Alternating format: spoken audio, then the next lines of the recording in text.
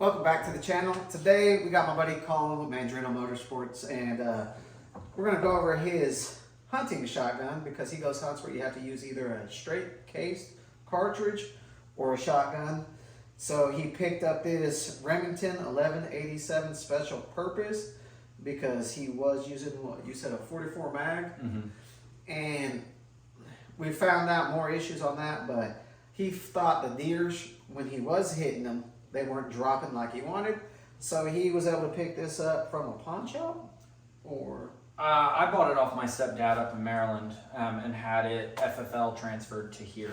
So bought it from family, got it here. It is 12 gauge, has a 20 and a half inch rifled barrel. 20 and a half inch rifled barrel. And up top you just got a 3x9x40 little loophole. Nothing crazy about the shotgun itself. It's wood grain, semi-automatic, correct? So it's not like, you're pumping. It's, if you need a follow-up shot, you can definitely get it. He pointed this out to me before the video happened, how for a shotgun, the barrel actually looks fairly short.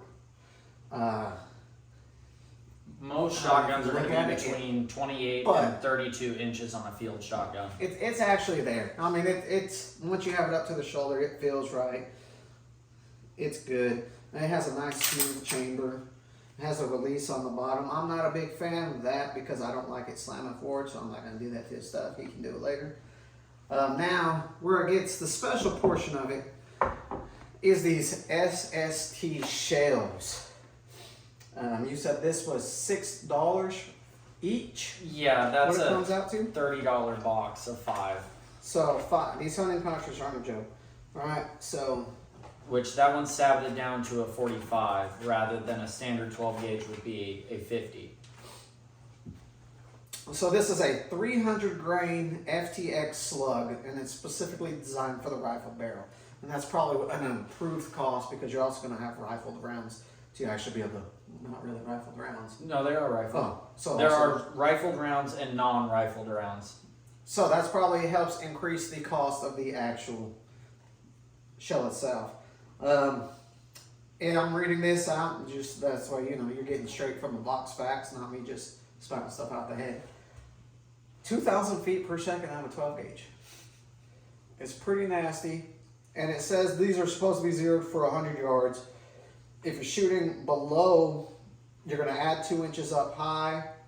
At 50 yards, it only adds 2.5. So basically anything under, you're about, if you add 2.5 inches for these rounds, you're going to be within a 1/4 inch. And then it drops 6 and 6.7 inches at 200. So this is really designed for that 150 an inch shot. Don't, if you can calculate your drop and aim it, good job on you, but 150 and in, pretty much, you point, you click, you shoot, you drop that deer. I mean, you're not going to miss much. And when you're whitetail hunting, especially where we are in kind of southern Oklahoma, a lot of your shots in the brush are going to be close, within 100 yards. So I've more bought this gun for, it's going to push through brush, no issue. And when you hit a deer, they know it and they're aware. So this box of shells is also from Hornady, but these are not the Sabbath. So these are a true 50 caliber round. Mental on that. When you're zeroing your hunting shotgun for a specific purpose, remember to look at the rounds you're shooting. Because to update on this one, this is zeroed at 100 yards versus 150 yards. Which is going to give you a big difference. I mean, so make sure you're doing and taking your shots where you can and set yourself up, because you don't want to send a shotgun shell just out into the woods randomly, depending on if you're hunting open land. And hopefully you're not. But these are 325 grains of pure 12 gauge awesome. They're a little bit slower. They're about 1,825 feet per second, zeroed at 100 yards. It drops 1 inch at 50 yards, which ain't bad. And then at 150 yards, it drops 4.8 inches. And at 200 yards, it drops 14. That is a crazy drop on that back end. So this round. I mean, you could probably adjust it where if you're at 125, you won't really, your zero won't really affect your 150 or your one. You'll have that 2-inch play, vice versa. So you'll probably have a 4 MOA at 125 if that's where you zero. Do you know what I mean? Yeah, up to you. Anywhere in between there and there. But let's read this a little bit. You know, so it's fully rifled barrels, and it has an alloy core that is tongue tied, I burned my tongue at lunch. That's lethal out to 200 plus yards. I mean, it's 325 grains. It does not say the poundage of force it's hitting, but I'm pretty sure some of you can do math and calculate feet per second at X amount of grain. This is probably hitting at 600 plus feet-pounds when it hits whatever target you're shooting at. And those are probably doing 700 to 800 without an issue. So the question is, have you used them yet? Yes, I've shot that one. I haven't shot the Sabbath. And how did that perform out of the shotgun?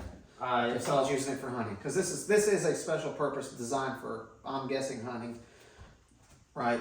It felt like 12 gauge hate. It was probably one of the least fun guns I've ever shot because it's loud, it hits hard, and it lets you know fully that it's there. Now, it does leave holes about that big in your target, so it does what it's supposed to. It's definitely a no-frills setup. It's meant to go out and hunt. Dropping stuff. All right, so here's where most people need to know this. So it looks like it has a pad that you can change out, which really isn't relevant. So you got to think of the foot grain, the grains you're shooting, and the feet per second it's coming out of. This does not have a recoil system built into it, and you're shooting a heavy, powerful load out the front. So, as you can tell, there's not going to be much recoil mitigation in this. Being that it's semi-automatic, it's also going to need to use that to drive the bolt back. So there is probably a gas system in it. Do you know what style it uses? I do not. I've not even had that gun apart yet. Okay. How many rounds does it hold? That's 4. So 4 rounds. 4 plus 1. Okay. So 4 plus 1. It's a hunt shotgun. It is what it is. It's not like you're rocking a Benelli out there. So in most get states, different tubes, but local hunting laws. most states, the rule is 5 rounds in your weapon.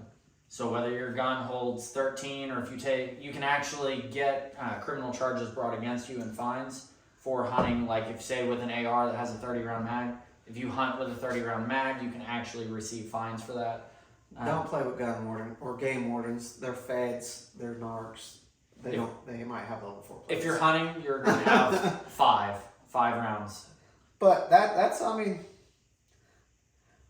do you know what year they made these guns? If anybody's interested in finding it, because they're probably a limited production. Off the top of my head, these guns were made late 70s, early 80s through about 2015. This one here is about 86, 87. Okay, I mean, it's held up good. I don't see a single bit of rust on it. No, it's in very good shape. I think it was bought... Yeah, it's pretty clean. I think my stepdad bought it for about $1,000 at Cabela's on their used guns, and that's up in Maryland. The other thing with these rifled shotguns, Next time we're gonna get a stand. they are hard to find depending on where you are. So here in Oklahoma, where I believe Cleveland County was the last holdout county for straight cartridge shotgun county, they were the last ones, and I want to say about 20 years ago, they changed it to where you could shoot neck down cartridges like a 30-06. When the laws changed, these disappeared from Oklahoma. It's very hard to find a Remington 870 or an 1187 with a rifled barrel anymore. Further up north, Maryland, Vermont, a lot of those states are still straight cartridge or shotgun states. And so these become a lot more common in those areas, but you're going to pay a premium for them down here. That's why I have a really hard time getting a hold of ammo. But this one is about $1,000 at the beginning of 2024. I believe I bought it January of this year. Nice.